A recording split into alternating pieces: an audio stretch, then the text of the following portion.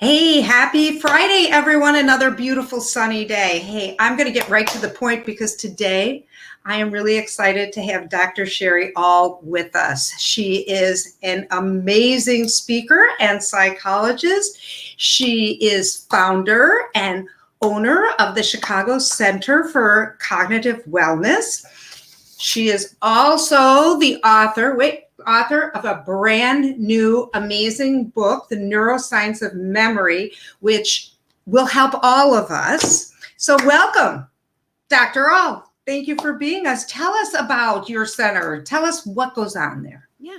Thanks, Betsy. Thank you for having me. It's a pleasure to be with all of you. So I started the Chicago Center for Cognitive Wellness 9 years ago. We're a private practice, a group practice with basically every level of mental health provider, from neuropsychology down to, we have some counseling students and kind of everywhere in between.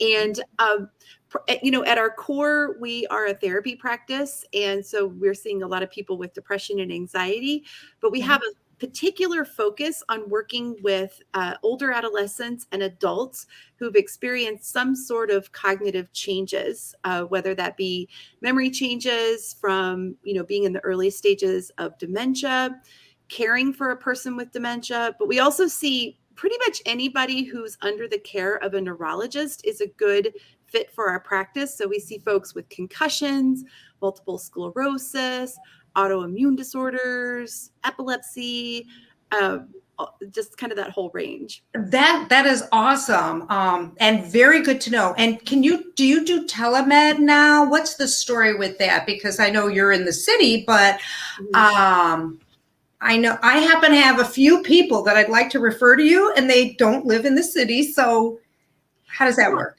We have two physical locations. We have an office in Edgewater on Sheridan Road, kind of at the north end of Lakeshore Drive. And then we have an office on Michigan Avenue. But we aren't using our offices much still these days. All of our intervention services are still 100% telehealth. Our neuropsych assessments, when we need to meet face-to-face with somebody for some reliability and validity concerns, we've gone back to doing a little bit of that in the office. Okay. But we've actually acquired patients from all over, Joliet, Elmhurst, and for third-party insurances, which we do take insurance, so like the Blue Cross and the Aetnas, we think that it looks like that stuff's going to stay around, depending if you have an Illinois plan. Over the summer, the Illinois legislature and then Governor Pritzker signed into law a telehealth expansion bill that looks like we're going to be able to continue with that. Medicare, which we also accept, is still available for telehealth, but we don't actually know yet if that's going to stay in place. Congress is going to have to act, and they seem to be kind of taking their sweet time. Right. But also, so does this pandemic. Right. But I'm optimistic that that this is probably a genie that's been let out of the bottle, and even the big hospital systems don't want to put it back in. So I imagine that that's going to stay in place. So yeah, so we can see people from all over. That's great. So in Illinois. Right. Okay. So we have a little bit of reciprocity for a couple of other states. So it just kind of depends. Well, I have a question that I've been, dying to ask you. So, and I know this happens with so many people I know. They have a friend, a family member, a loved one, and they start to see issues. Mm-hmm. They can't remember how to do things that they did all the time. They don't remember somebody's name that they should know. What should we do? Is that when we call you? What do we say, do? How do we move forward? Yeah. So I'm a big advocate of, if you see something, say something. Okay. When it comes to cognitive health. The data is very clear that most people wait too long to get a diagnosis.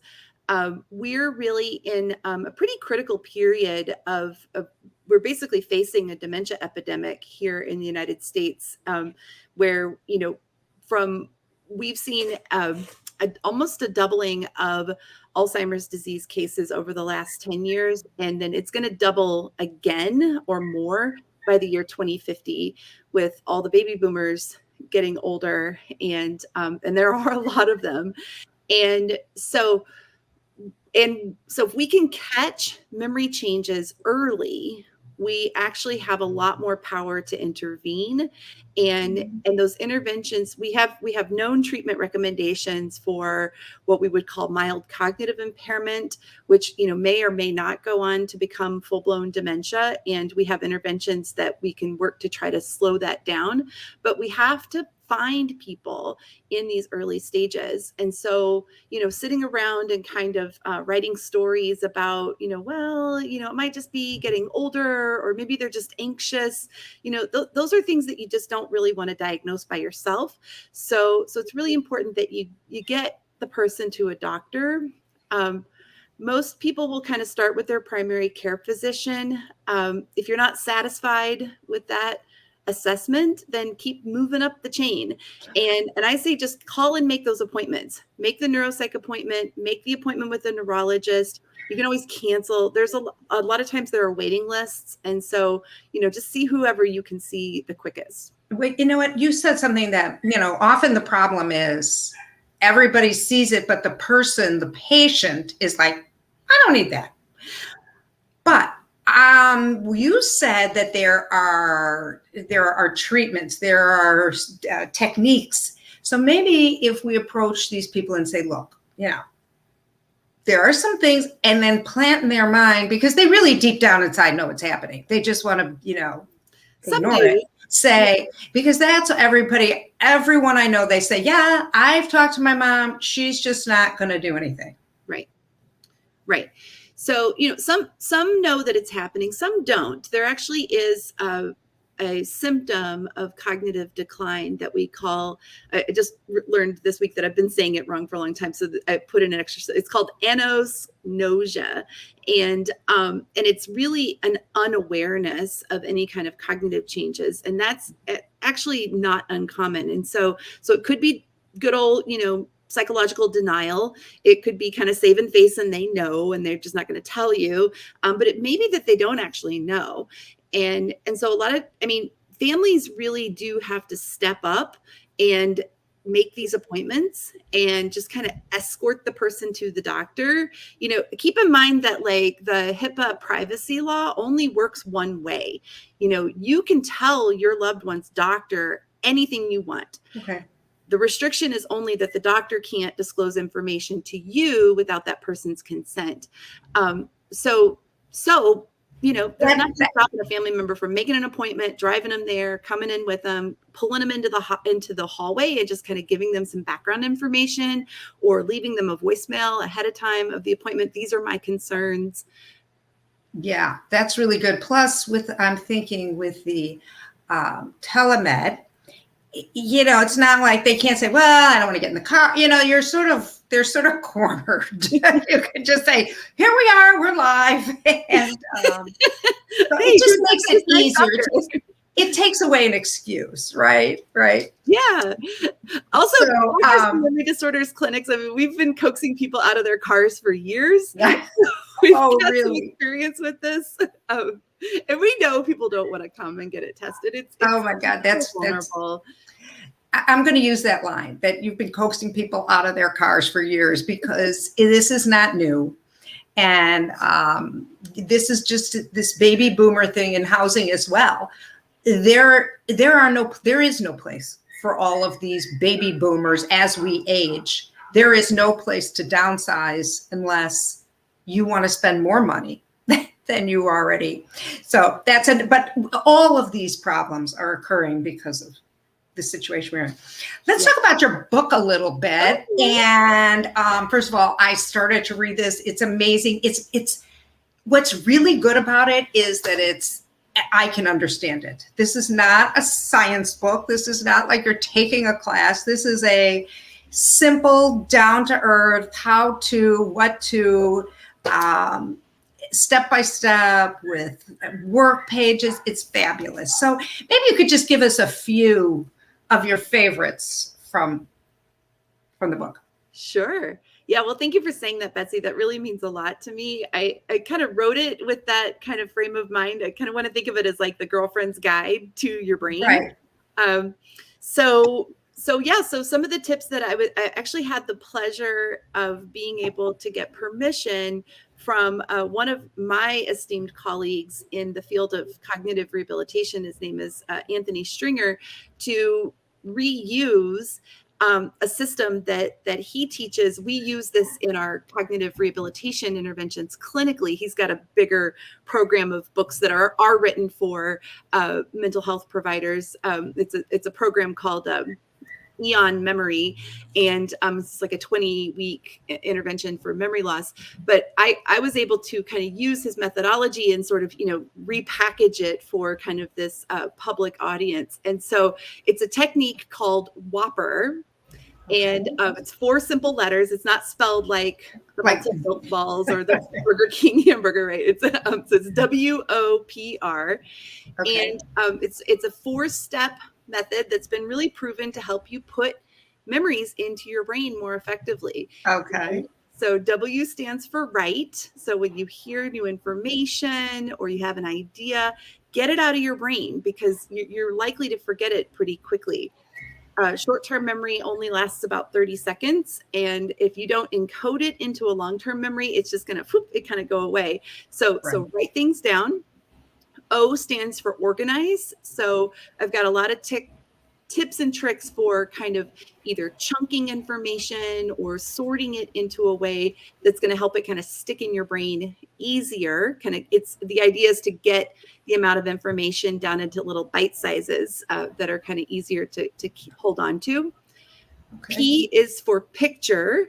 And that's kind of using your visual memory. The whole right side of our brain has a whole separate memory center to memorize things that we see and visual memories. We kind of overtax our auditory memory that's on the left side when we kind of forget that we have this kind of separate visual memory center that's very powerful. And so making, visual representations of what you want to remember, doodling little drawings, picturing it, kind of closing your eyes and sort of making those mental images.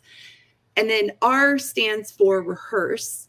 We're not really fair to our memories. We kind of expect more than what memory is really capable of doing. And so, we kind of expect that we're going to remember something after only thinking about it once or hearing it once, but we really need to repeat it over and over, especially as we get older. So memory does decline naturally with age. It's kind of starting at about age 25. I'm past that.